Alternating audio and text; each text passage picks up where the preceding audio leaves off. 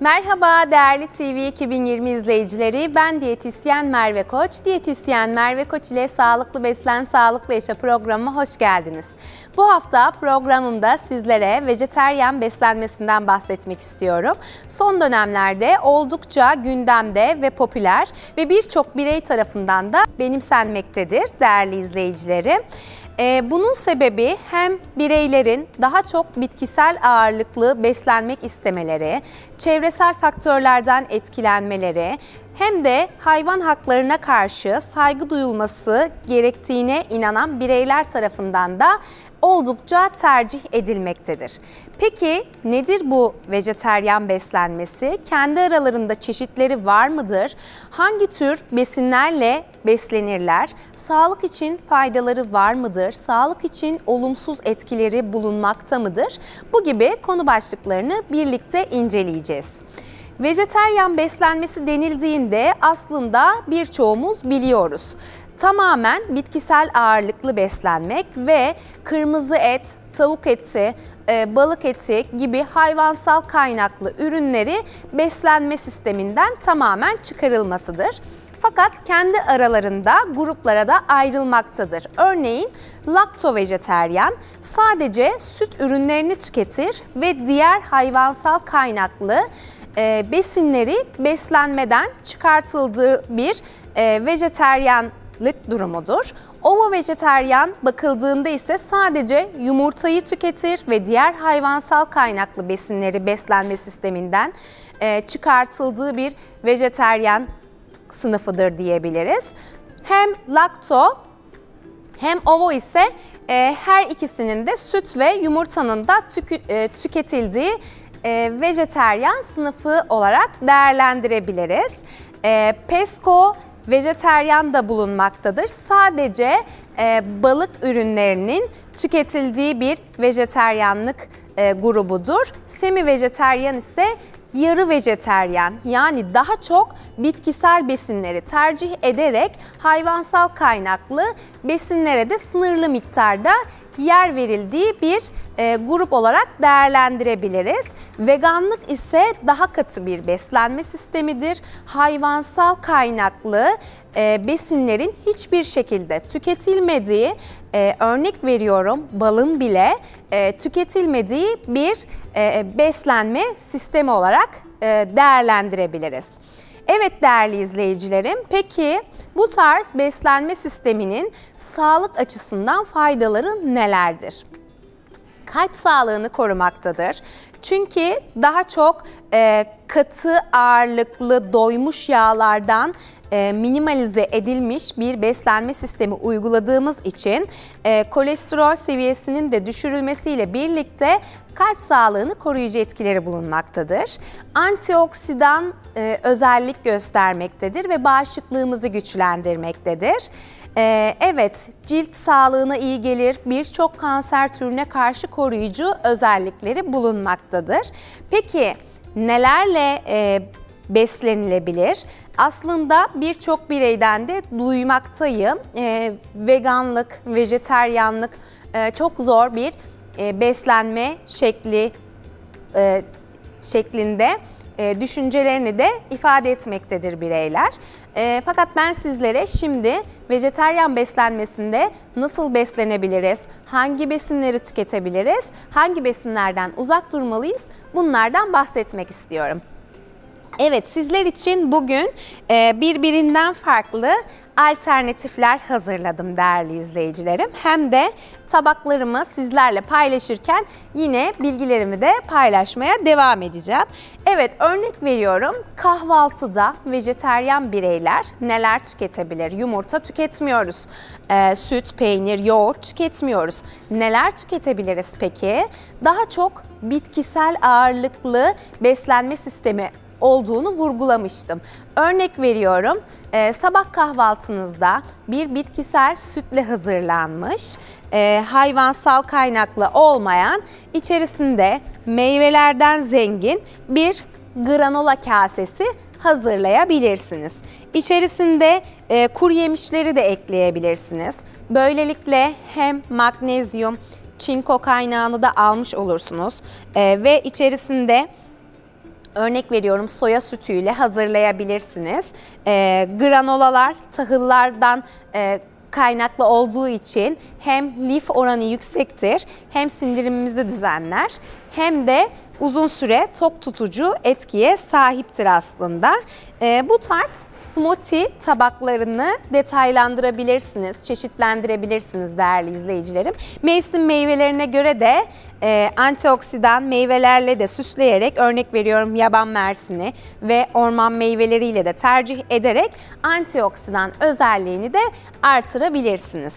Evet, bugün o kadar güzel ürünlerimiz var ki hepsinden sizlere bahsetmek istiyorum. Sizler için de farklı birçok alternatif olabilmesi adına.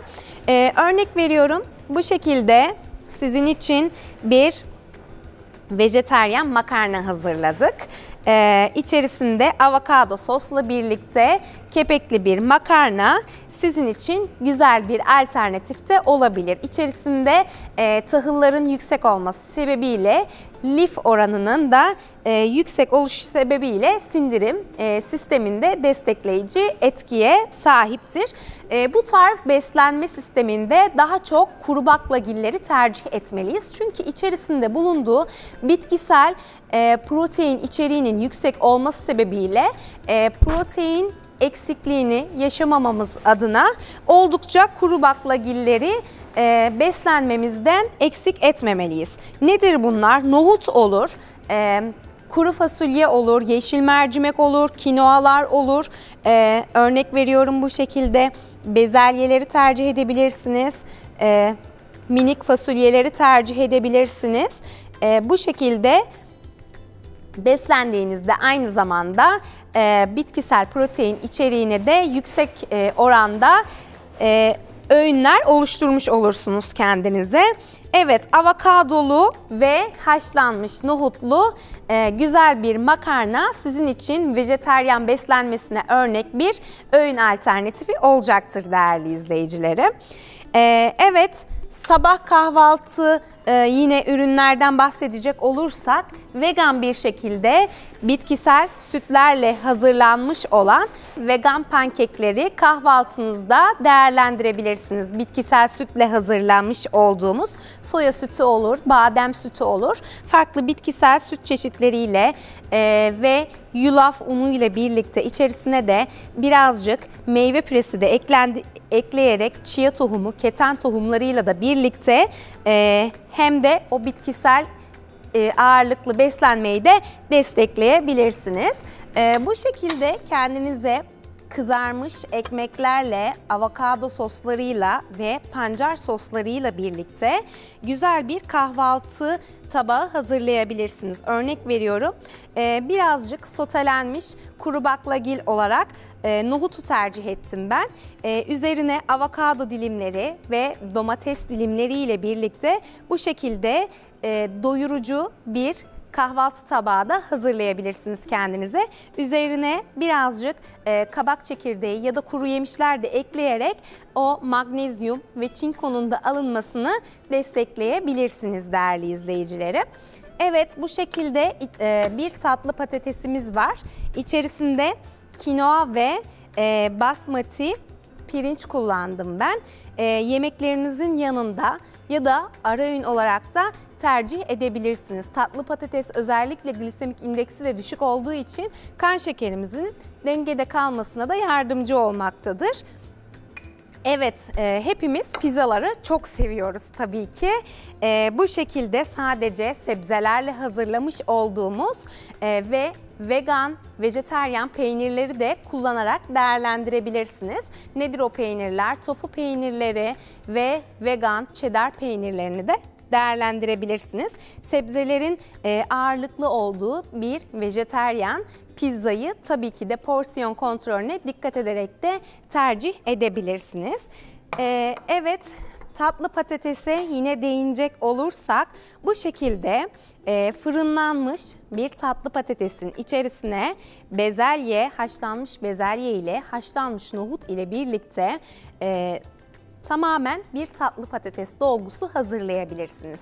Sizin için hem güzel bir ana öğün alternatifi olacaktır hem de vejetaryen beslenmesinde besin yeterliliği açısından da güzel bir alternatif olacaktır. Hem bitkisel protein içeriğinin yüksek olması hem de lifli bir besin olması sebebiyle sizi uzun süre tok tutacaktır değerli izleyicilerim. Evet, bu şekilde bir avokado bowl'umuz var. İçerisinde ben sebzelerden ağırlıklı bir kase olmasını tercih ettim. Dilediğiniz sebzeleri tercih edebilirsiniz. Yine kuru baklagillerimi kullandım. İçerisinde kara buğday pilavı hazırladım. Avokado ile birlikte kombinasyonu da oldukça güzel. Kara buğday hem bitkisel protein içeriği yüksek, lif oranı yüksek, sindirimimizi düzenler, bağırsaklarımızın sağlıklı bir şekilde çalışmasına da yardımcı olmaktadır. Aynı zamanda lif oranının yüksek olması sebebiyle tok tutucu özelliği de bulunmaktadır. Avokado zaten beslenmemizde bir vazgeçilmez bir parça olarak değerlendirebilirsiniz. İçerisinde bitkisel omega 3'lerin de yüksek olması sebebiyle, sağlıklı yağları içermesi sebebiyle de beslenmenizde kesinlikle eksik etmemeniz gerekmektedir. Hem bizleri uzun süre tok tutar hem de kalp sağlığımızı korur ve antioksidan özellik de göstermektedir. Evet, bu şekilde meyvelerle de süsleyebilirsiniz avokado bowl'umuzu. İsterseniz kinoa da ekleyebilirsiniz içerisine. Kırmızı kinoa olur, beyaz kinoa olur, siyah kinoa olur.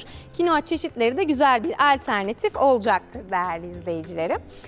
Bu şekilde farklı bol kaselerimiz de var. Sizler için güzel bir alternatif olacağını düşünüyorum.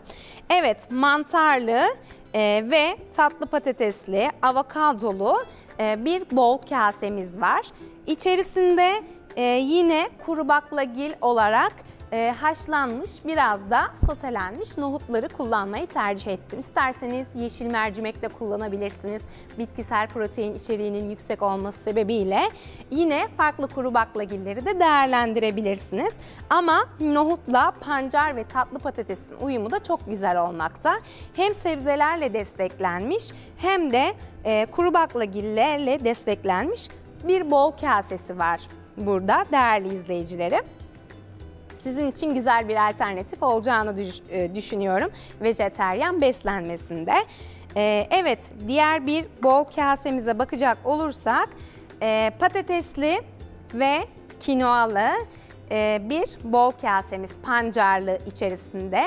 Hem bitkisel protein içeriğinin yüksek olması sebebiyle güzel bir doyurucu etkiye de sahip olacaktır bizler için. Hem de sebzelerde bulunan vitamin ve minerallerden de oldukça zengin bir besleyici tabak değerli izleyicilerim. Evet, farklı bir bol kasemiz olarak farklı bir alternatifimiz de var. Tabii ki basmati pirinci de kullanabiliriz. İçerisinde sebzeleri de ekleyebilirsiniz. Dereotu olur, maydanoz olur, kereviz olur. Farklı sebzeleri de ekleyebilirsiniz. Yine patatesle birlikte ve haşlanmış bezelye ile birlikte patatesi de haşlayabilirsiniz. Ya da fırınlanmış bir şekilde de tercih edebilirsiniz. Meyvelerle birlikte bu şekilde bir vejeteryan bol kasemiz bulunmaktadır.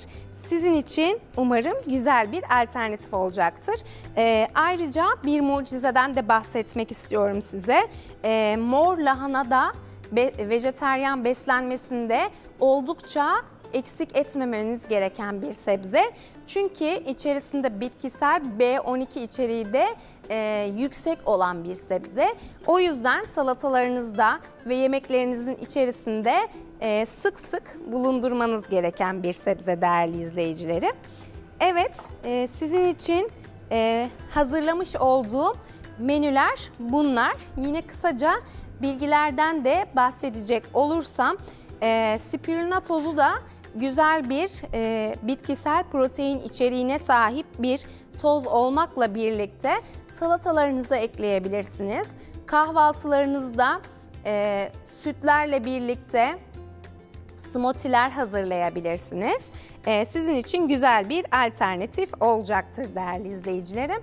Evet, peki vejeteryan beslenmesi kimlerde önerilmez? Bundan da bahsetmek istiyorum.